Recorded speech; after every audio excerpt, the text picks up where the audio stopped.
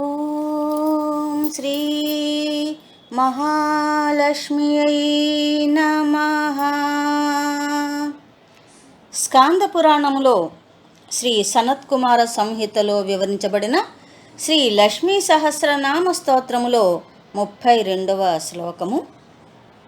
ఆ తల్లి యొక్క విభూతులు అనగా స్వభావ లక్షణాలన్నీ కూడా ఈ శ్లోకములో వివరించడమైనది.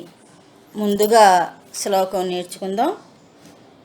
శ్రీ సౌమ్య లక్షణాతీత దుర్గా సూత్ర ప్రబోధిక శ్రద్ధా మేధా కృతి ప్రజ్ఞాధారణ కాంతిరేవ చ. ఈ శ్లోకములో ముందుగా ఆ తల్లిని శ్రీ అని సంబోధించడమైనది. శ్రీ అనేటువంటి బీజాక్షరం మంత్రస్వరూపంగా కలది ఆ జగన్మాత లక్ష్మీదేవి. ఆమె ఐశ్వర్యానికి ప్రతీక, శ్రేయోరూపిణి. ఇంకా ఆ తల్లి సకల ఐశ్వర్యాలతోటి సర్వశోభలతోటి ప్రకాశించేటువంటి చైతన్య స్వరూపిణి. అలా శ్రీ అని సంబోధిస్తూ సౌమ్య లక్షణాతీత అని కూడా ఇక్కడ స్తుతించుతున్నారు. సోమ శబ్దమునకు సోమయాగమని అర్థము. ఆ జగన్మాత సోమయాగము ద్వారా ఆరాధించబడుతోందని భావము. ఇంకా సోమ శబ్దమునకు కర్పూరము, చంద్రుడు అని అర్థాలు ఉన్నాయి. కర్పూరం వలె, చంద్రుని వలె ఉపాసకులకు ఆహ్లాదాన్ని కలిగించేది కాబట్టి ఆ తల్లిని సౌమ్య అని స్తుతించడం అయినది. ఇంకా వివరంగా చెప్పుకోవాలంటే సౌమ్య అనే శబ్దంలో సా ప్లస్ ఉమా సౌమ్య అయింది. అంటే పార్వతీదేవితో కూడి ఉన్నటువంటి శివుడు అని ఇక్కడి భావం. ఇక్కడ ఆ తల్లి ఆ మహాదేవునికి ఒక శుభమైనటువంటి అవయముగా భాసిస్తూ ఉంది. ఇంకా ఆ తల్లి సౌమ్యమూర్తి, ప్రసన్నమైనటువంటి రూపము, ఆనందము, ఆర్ద్రత, హృదయము గుణాలుగా ఉన్నటువంటిది ఆ జగన్మాత. సౌమ్య రూపము, సౌమ్య భావాలు గల సాధులయందు, జ్ఞానులయందు ఆ తల్లికి ఎంతో ప్రీతి ఉంది. ఇక లక్షణాతీత, వాస్తవానికి అన్ని లక్షణాలకు కూడా ఆ తల్లి అతీతమైనటువంటి త్రిగుణాతీత లక్షణ స్వరూప స్వభావము గల ఆ తల్లి లోకహితం కోసం సౌమ్యంగాను ఉంటుంది, రౌద్ర రూపంగా, దుర్గా రూపంగా కూడా ఉంటుంది. దుర్గముడనే దానవుని సంహరించి వాని నుండి ఇంకా ఇతర రాక్షసుల బారి నుండి ఇంద్రాది దేవతలను రక్షించి లోక కళ్యాణం చేసింది. అలా ఆ తల్లి దుర్గా అని పూజించబడుతోంది. ఇంకా దుర్గా అనగా పొందడానికి దుర్లభమైనది అని కూడా ఒక అర్థం ఉంది. కేవలము సాధన ద్వారా మాత్రమే ఆ తల్లిని పొందగలుగుతాము, యోగ సాధన ద్వారా మాత్రమే ఆ తల్లిని దర్శించగలుగుతాము అనేటువంటి భావం ఇందులో స్ఫురిస్తుంది. ఇక వేదాల్లో ఉన్నటువంటి విషయాలన్నిటినీ పొందుపరచబడినటువంటి జ్ఞానాన్ని సూక్ష్మంగా, క్లుప్తంగా, తేలికగా అర్థం చేసుకోవడానికి వీలుగా అనేక భాష్యాలను మహర్షులు రచించారు. వాటినే సూత్రాలు అంటారు. ఆదిశంకరులు రాసిన బ్రహ్మసూత్రాలు ఆ పరబ్రహ్మతత్వమును అందరికీ సులభంగా తెలియచేయడానికి రూపొందించబడింది. అలా సూత్ర రూపంగా అన్ని తత్వరహస్యాలను, అన్ని జ్ఞాన సంబంధ సాహిత్యాలన్నింటినీ కూడా సూత్రప్రాయంగా ఆ తల్లి వాటిల్లో దర్శనమిస్తోంది. ఒక సూత్రాన్ని బాగా అర్థం చేసుకుంటేనే తత్సంబంధమైనటువంటి విషయం అంతా మనకి చక్కగా అవగాహన అవుతుంది. అటువంటి జ్ఞానస్వరూపిణి ఆ జగన్మాత. ఆ తల్లి అనుగ్రహం ఉంటేనే అది మనకి బోధపడుతుంది. అలా సూత్ర ప్రబోధిక అని స్తుతించబడుతోంది. ఇక ఏ లక్ష్యాన్నైనా గమ్యాన్నైనా మనం చేరుకోవాలంటే దాని పట్ల ఆసక్తి, ఒక దీక్ష, పట్టుదల, విశ్వాసము ఇవన్నీ ఉండాలి. అలా ఉంటేనే మనం ఆ గమ్యాన్ని చేరుకోగలుగుతాం. దానినే ఒక్క మాటలో చెప్పాలి అంటే శ్రద్ధ. శ్రద్ధ ఉంటేనే దేన్నైనా మనం సాధించగలుగుతాం. అటువంటి శ్రద్ధను ఉపాసకులకు అందించేది ఆ జగన్మాత. ఆ తల్లి శ్రద్ధారూపంగా ఇక్కడ స్తుతించబడుతోంది. అలాగే ఆ తల్లి మేధారూపంగా కూడా దర్శించబడుతోంది. ధారణ గల బుద్ధికే అంటే జ్ఞాపక శక్తికే మేధ అని పేరు. బుద్ధి విశేషమునకు మేధ అని కూడా అంటారు. జగన్మాత బుద్ధి విశేష స్వరూపురాలని ఇక్కడ భావించడం అవుతుంది. దేని ఎందైనా శ్రద్ధ పెట్టి తెలుసుకుని దానిని జ్ఞాపకం ఉంచుకుని ఆ జ్ఞానాన్ని క్రమబద్ధంగా సాధన చేస్తేనే కదా దాని ఫలితాన్ని మనం పొందగలుగుతాము. అటువంటి శ్రద్ధ, అటువంటి జ్ఞాపక శక్తి అనగా మేధాశక్తి ఆ తల్లి అనుగ్రహం ఉంటే మనం సాధన చేస్తే మనకి లభ్యమవుతుంది. అందుకే విద్యాభ్యాస ఆరంభ కాలంలో పిల్లల చేత సరస్వతీ నమస్తుభ్యం అని ప్రార్థన చేయించి ఆ తల్లిని ధ్యానింపచేసి అక్షరాలను దిద్దిస్తారు కదా. అలా ఆ తల్లి శ్రద్ధ మరియు మేధ రూపిణి. ఇంకా ఆ తల్లిని ప్రజ్ఞ మరియు ధారణా రూపిణిగా కూడా ఇక్కడ దర్శించడం అవుతుంది. ఒక తత్వ సంబంధమైన జ్ఞానమంతా ఒక దగ్గర పొందుపరచబడి ఒక రూపంగా మలచబడితే అది గ్రంథ రూపంగా కానివ్వండి లేదా సూత్ర రూపంగా కానివ్వండి, అలా ఎక్కడైతే పొందుపరచబడుతుందో రూపొందించబడుతుందో దాన్ని కృతి అంటాం. వాస్తవానికి ఈ సృష్టిని అంతటినీ కూడా రూపొందించింది ఆ తల్లే కదా. ఈ విశ్వమే కృతి. దానికి ఆ తల్లియే కారణభూత, ఆధారభూత. అలా ఆ తల్లి కృతి అని స్తుతించబడుతుంది. ఇక శ్రద్ధ, మేధ, కృతి, ప్రజ్ఞారూపిణి అయినటువంటి జగన్మాత, పంచకృత్య పరాయణ అయినటువంటి ఆ జగన్మాత ప్రజ్ఞాస్వరూపిణిగా భాషిస్తోంది. ప్రజ్ఞ అంటే ఒక విషయమందు కల విశేషమైనటువంటి సామర్థ్యం. ఆ తల్లి యొక్క ప్రజ్ఞ అనగా ఆ బుద్ధి కుశలత, ఆ తల్లి యొక్క సామర్థ్యాన్ని ఎవరితోనూ కూడా మనం పోల్చలేము. ఆ తల్లి అనుగ్రహం ఉంటేనే ఎవరికైనా సరే ఎందులోనైనా సరే ప్రజ్ఞ అలవడుతుంది. అటువంటి ప్రజ్ఞ అనగా ఆ సూక్ష్మ బుద్ధి, ఆ జ్ఞాన కుశలత అవసరమైనప్పుడు స్ఫురణకు రావాలి అనంటే తత్సంబంధమైనటువంటి ధారణాశక్తి ఉండాలి. ధారణ అంటే జ్ఞాపక శక్తి కదా. అలా నేర్చుకున్నది మనసులో బుద్ధిలో స్థిరపడి ఉపయోగపడేలా ఉండాలి. అలా జగన్మాత శ్రద్ధ, మేధ, కృతి, ప్రజ్ఞ, ధారణ అలా వివిధ దేవతా స్వరూపాలుగా ఉపాసకులచే ఆరాధించబడుతూ వారిని అనుగ్రహిస్తుంది. ఇన్ని రకాల జ్ఞానము కలిగి ఉన్న వారిలో ఒక రకమైన తేజస్సు కనిపిస్తుంది మనకి. అందుకే బ్రహ్మవేత్తల యందు, ఋషుల యందు ఒక దివ్యమైనటువంటి తేజస్సు, ప్రకాశం మనకి దర్శనీయమవుతూ ఉంటుంది కదా. అలాంటి తేజస్సు కల, ప్రకాశం కల అమ్మవారు మిక్కిలి కాంతి రూపిణిగా అనగా చైతన్య స్వరూపిణిగా మనకి కనిపిస్తుంది. ఆ తల్లిని ఆరాధించడానికి కావలసిన ఆ శ్రద్ధ, మేధాశక్తి, ప్రజ్ఞ, ధారణ ఇత్యాది శక్తులన్నీ కూడా ఆ తల్లే మనకి అనుగ్రహించాలని చెప్పి కోరుకుంటూ సర్వే జనా సుఖినో భవంతు. ఓం శ్రీ మహాలక్ష్మ్యై నమః. స్కాంద పురాణంలో శ్రీ సనత్కుమార సంహితలో వివరించబడిన లక్ష్మీ సహస్రనామ స్తోత్రములో 33వ శ్లోకము. ఈ శ్లోకములో కూడా అమ్మవారి యొక్క విభూతి స్వరూపమును వర్ణించడమైనది. ముందుగా శ్లోకం నేర్చుకుందాం. శృతి స్మృతి ధృతి ధన్యా భూతిరిష్టిర్మనీషిణీ విరక్తి వ్యాపిని మాయా సర్వమాయా ప్రభంజనీ.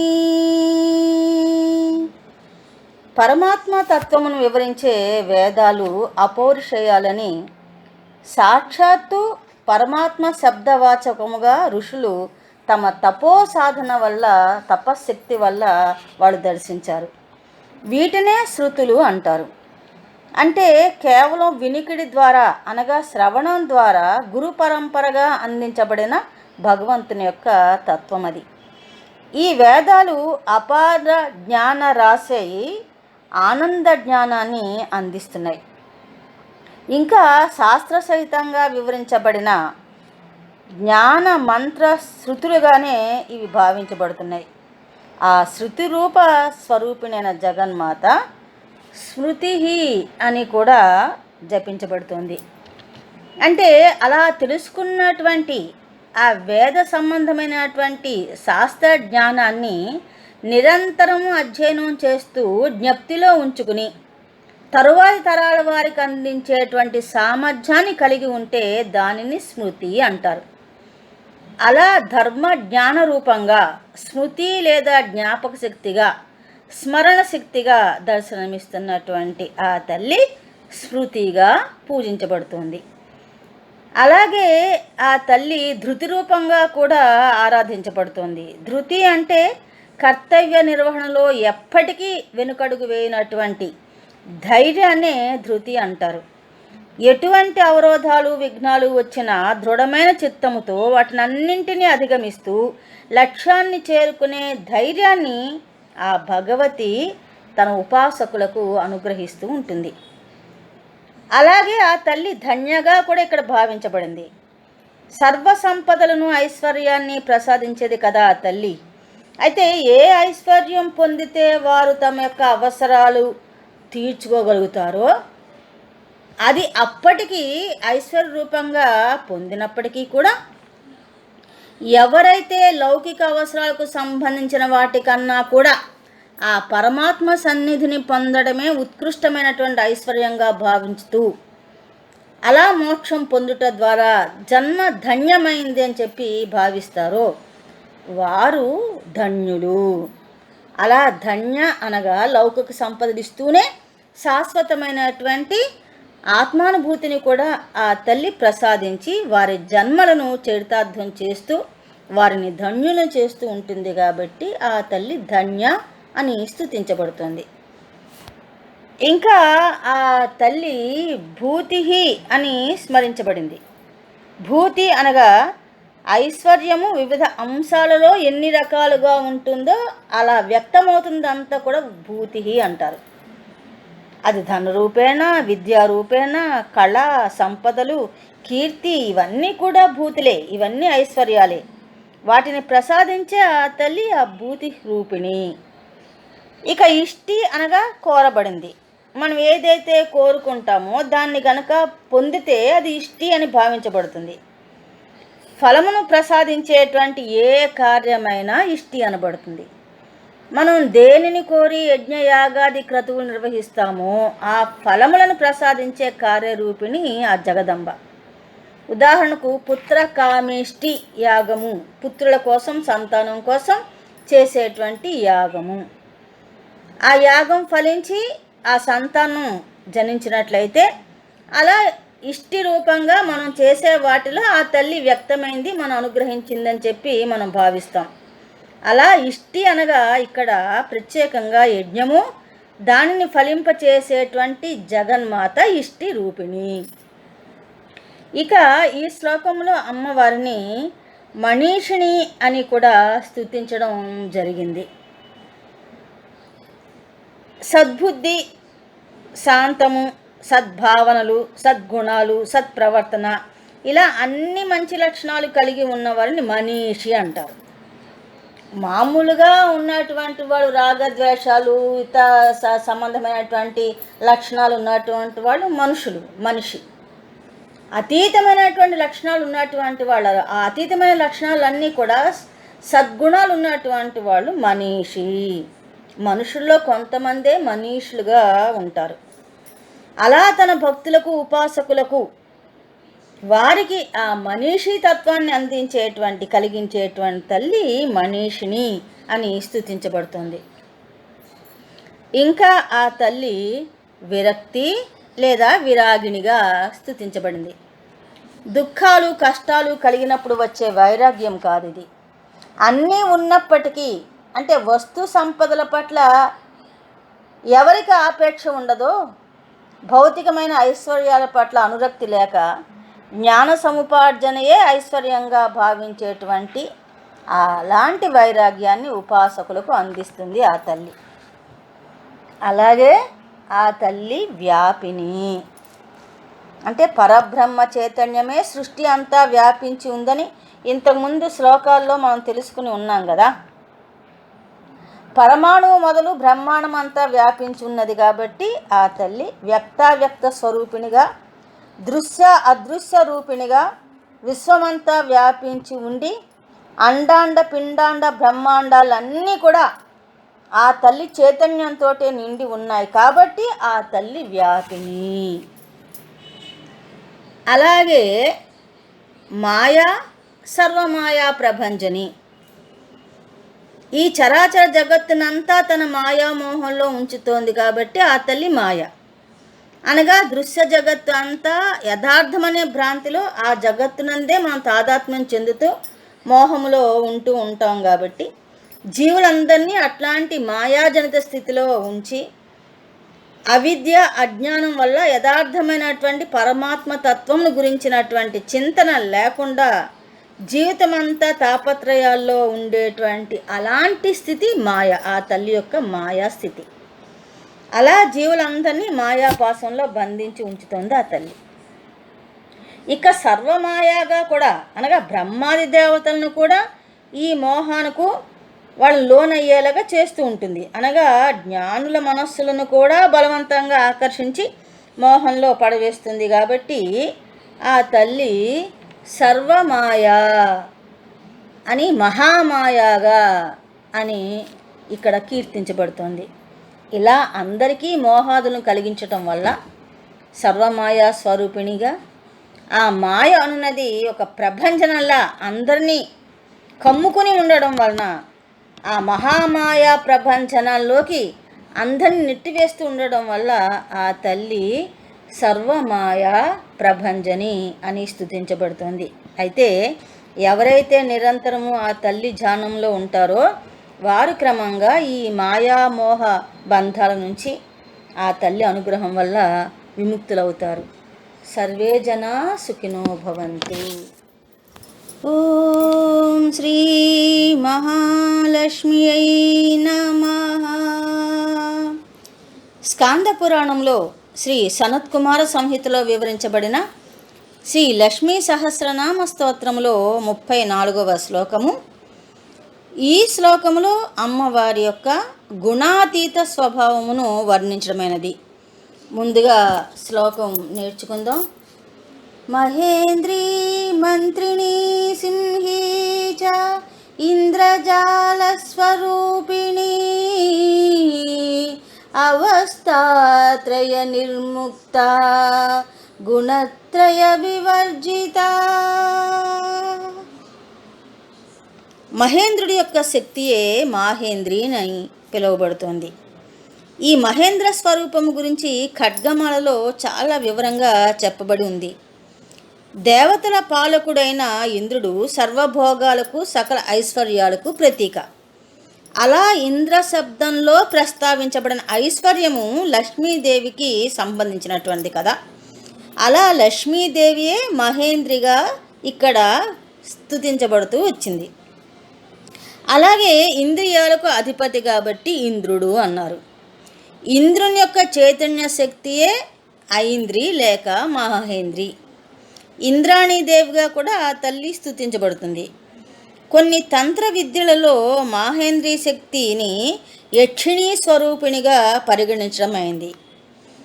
ఈమె శచీదేవి అని కూడా పేరుతో ఉంది. జగన్మాత యొక్క అంశయే ఈ శచీదేవి.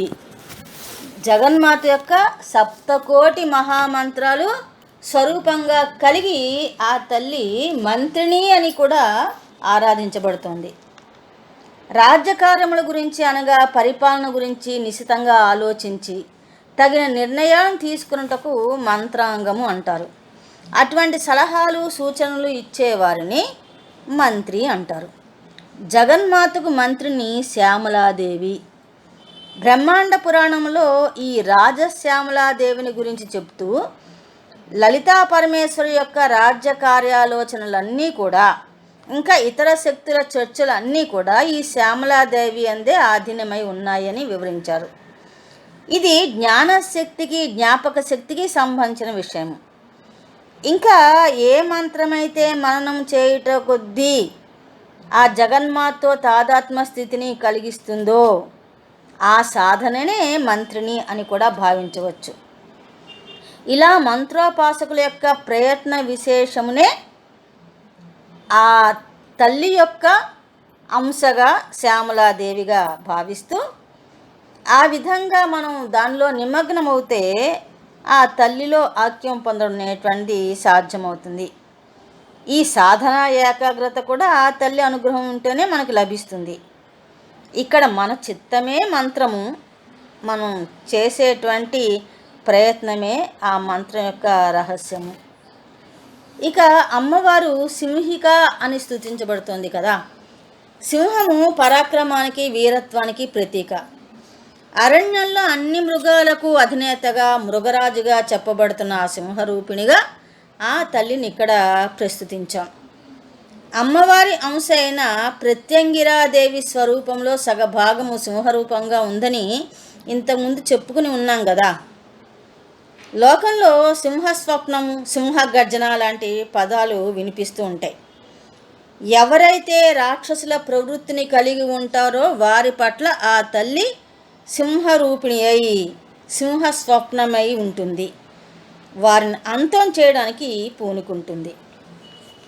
ఇంకా ఆ తల్లి ఇంద్రజ్వాల స్వరూపిణి. ఆ ఇంద్రజాలం అనేది ఎలా భావించబడుతుందంటే ఉన్నది లేనట్లు, లేనిది ఉన్నట్లు అలా చూపేటువంటి ఒక ప్రత్యేకమైన కళనే మనం ఇంద్రజాలం అంటాం కదా. అదే కనుకట్టు విద్య, అదే మాయ. ఈ చరాచర జగత్తును సృష్టించిన ఆ తల్లి జీవులందరినీ తన మాయతో భ్రాంతికి గురి చేస్తోంది. ఆ మాయలో పడి జీవులు జనన మరణ చక్రంలో పరిభ్రమిస్తూ ఉంటారు. ఇదంతా పరబ్రహ్మ యొక్క మాయ అని లీలారూపమని గ్రహించిన వారు మాత్రం ఆ మాయకు లోనుగాక ముక్తులవుతారు. అంటే ఆ ఇంద్రజాలంలో వాళ్ళు చిక్కుకోరు. ఇక ఆ తల్లి అవస్థాత్రయ నిర్ముక్త అని చెప్పబడింది. ఆ జగన్మాత సర్వావస్థ వివర్జిత కదా. జీవులందరికీ జాగ్రత్తావస్థ, స్వప్నావస్థ, సుషుప్తి, తుర్యావస్థ, ఇంకా చివరిగా ఈ తుర్యాతీత అవస్థ అనేది చెప్పబడుతూ వచ్చాయి. ఇందులో జాగ్రత్తావస్థ అంటే జీవుడు మేలుకుని ఉండి సంభవించే వాటినన్నింటినీ గమనిస్తూ అనుభూతి చెందుతూ ఉంటాడు, అది జాగ్రత్త అవస్థ. స్వప్నావస్థలో అనగా నిద్రలో శరీరం అచేతనమై ఉంటుంది, కానీ మనస్సు మాత్రం చైతన్యంతో ఉండి ఆ కలలతో తాదాత్మ్యం చెందుతూ ఉంటుంది. ఇక సుషుప్తావస్థ అంటే గాఢమైన నిద్ర. ఇంద్రియాలు, మనస్సు అన్నీ కూడా నిశ్చలమైనటువంటి స్థితిలో ఉంటాయి. ఇవన్నీ నిద్రా సమయంలో మనం అనుభూతి చెందడం జరుగుతూ ఉంటుంది. అయితే తురీయావస్థ, ఈ 4వ అవస్థ అంటే సమాధి స్థితి. మెలకుగానే ఉండి అంతర్ముఖుడై నిశ్చల స్థితిలో మనసు అణిగిపోయి ఉన్నటువంటి స్థితి. తురీయాతీత స్థితి అంటే ఇక తనను తాను మరచి, బాహ్య ప్రపంచాన్ని మరచి పరమాత్మలో ఐక్యమైపోయేటువంటి స్థితి. ఈ అవస్థలన్నీ కూడా ఆ తల్లి కల్పించేవే, కానీ తాను మాత్రం ఈ అవస్థలన్నింటికి అతీతురాలు. అలా అవస్థాత్రయ విభర్జిత అయ్యి తన ఉపాసకులను, సాధకులను ఈ అవస్థలన్నింటి నుంచి విడిపిస్తుంది. కాబట్టి అవస్థాత్రయ నిర్ముక్త అని ఇక్కడ స్తుతించబడుతోంది. అలాగే జగన్మాత గుణత్రయ వివర్జిత కూడా. సత్వ, రజ, తమో గుణాలను త్రిగుణాలు అంటారు కదా. బ్రహ్మ, విష్ణు, రుద్రులు ఈ గుణాలకు ప్రతీక. ఈ త్రిమూర్తులలో చైతన్య రూపిణిగా ఉన్నటువంటి ఆ తల్లి వారి వారి కర్తవ్య నిర్వహణలో ఒకప్పుడు సాత్విక రూపంగా, ఒకప్పుడు తమో గుణంతో కాళీ రూపంగా, ఒక్కొక్కసారి రౌద్ర రూపంలో రజోగుణంతో దుర్గా స్వరూపిణిగా వ్యక్తమవుతుంది. యథార్థానికి నిరాకార స్వరూపిణి, నిర్గుణ రూపిణి అయినటువంటి ఆ తల్లి వీటన్నిటికీ కూడా అతీతురాలు. గుణాలన్నవి శరీర ధర్మములే కానీ చిద్ధర్మములు కావు. కాబట్టి అసలు శరీరమే లేనటువంటి, ఉపాధి లేనటువంటి కేవల సాక్షి చైతన్యముగా ప్రకాశించే ఆ తల్లి గుణత్రయ వివర్జితగా ఈ శ్లోకంలో స్తుతించబడింది.